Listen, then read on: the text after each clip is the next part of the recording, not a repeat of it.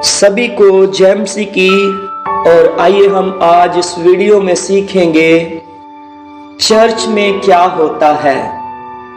तो मेरे प्रियजनों, ये वीडियो उन लोगों के लिए है जो मसीह के विषय में नहीं जानते, मसीह के प्रेम के विषय में नहीं जानते और ये जानना चाहते हैं चर्च में क्या होता है। तो मेरे प्रियजनों, सबसे पहले मैं आपको ये बात बताना चाहता हूं, चर्च कोई इमारत नहीं है।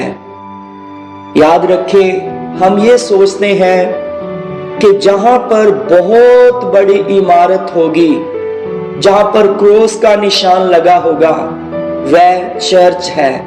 मेरे प्रियजनों, ऐसा नहीं है।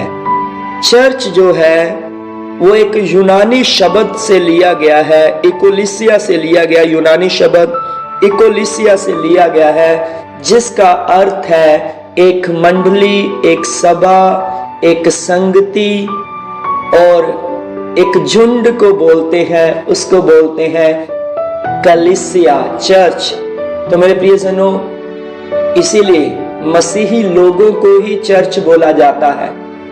और जहां मसीही लोग इकट्ठे होते हैं उसको चर्च बिल्डिंग बोला जाता है, कलीसिया की इमारत बोला जाता है, गिरजा घर बोला जाता है, जहां पर लोग, प्रभु के लोग इकट्ठे होकर ईसा मसीह के आगे, यीशु मसीह के आगे प्रार्थना करते हैं।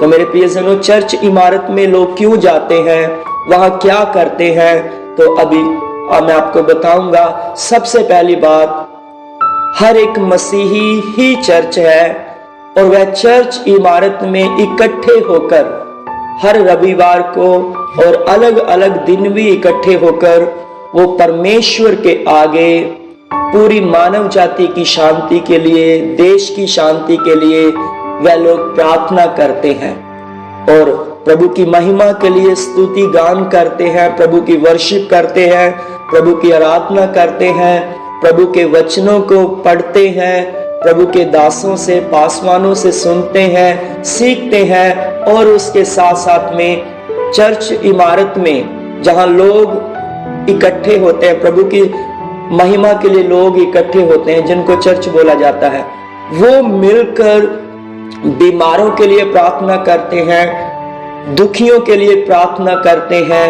बेरोजगारों के लिए प्रार्थना करते हैं।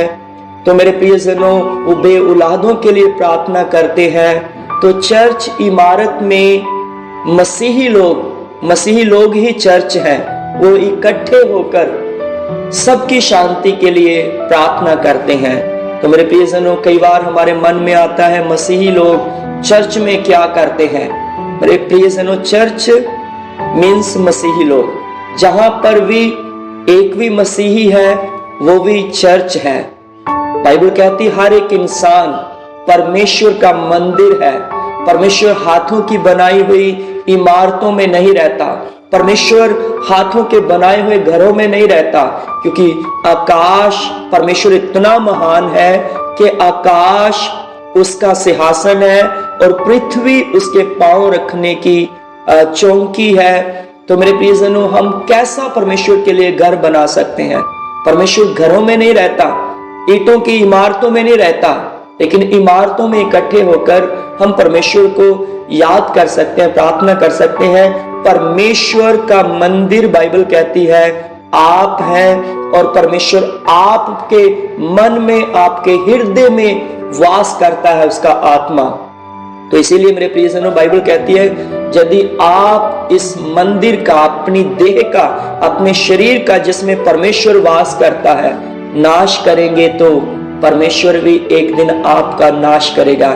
इसीलिए मेरे प्रियजनों, अपनी देह को परमेश्वर को बावता हुआ पवित्र करके बलिदान दे, खुदा को धन्यवाद दें अपने जीवन में, तो सच में परमेश्वर आपके जीवन में वास करेगा और आप ही चलता फिरता चर्च है।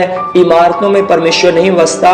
वो चर्च के इकट्ठा होने के लिए, कलीसिया के इकट्ठा होने के लिए, लोगों के इकट्ठा होने के लिए एक इमारत है कि वो इकट्ठा होकर प्रभु को धन्यवाद दे सकें, दूसरों के लिए प्रार्थना कर सकें। तो मेरे प्रियजनों, चर्च में लोगों के लिए प्रार्थना होती है, स्तुति गान होता है, आराधना होती है।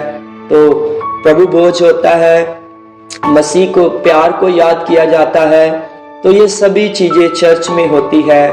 तो मेरे प्रियजनों, आप भी कलीसिया में आकर, चर्च में आकर, मीन्स लोगों में आकर प्रभु को धन्यवाद दे सकते हैं। परमेश्वर हर एक इंसान से प्यार करता है। चर्च इमारत में या कलीसिया में, चर्च में जो कलीसिया है उसमें हर एक व्यक्ति आ सकता है, क्योंकि प्रभु यीशु मसीह हर एक से प्रेम करते हैं। वहां पर कोई पाबंदी नहीं है कि मसीही लोग ही चर्च में आएंगे।